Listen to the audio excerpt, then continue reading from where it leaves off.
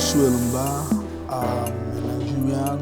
I came to Ghana through a friend who told me that I'm coming to do a business, but when I came, I discovered that he has told me to do fraud, and knowing the word of God, I disagreed to do the fraud, so he threw me out of the house. I became homeless in Ghana, and I was wandering in the streets, homeless, knowing nobody, knowing nowhere to go, and I met these guys that introduced me to the ghetto, that when I come to the ghetto, I will have a place to stay, and I went to the ghetto with them. I begin to sleep at the ghetto. Before I know it, I have to do the things they do so that I will get involved and stay with them. Before I could know what is happening, I start taking drugs and I became addicted to it. I'm staying at the bunker, knowing nowhere to go, turning to a junkie. One day in the morning, Assemblies of God came for outreach, and I met them and they preached the word of God to me. I followed them to church,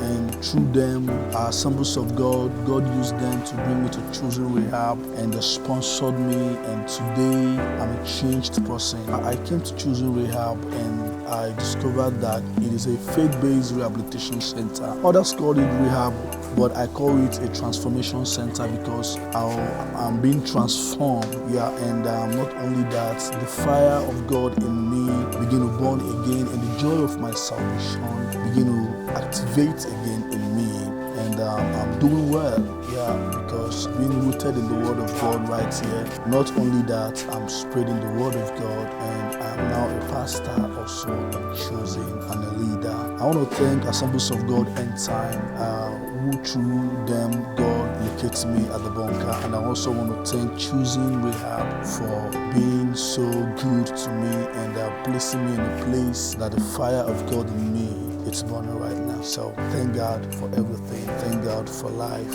Thank Him for who He is. Matthew 22:14. For many are called, few are chosen.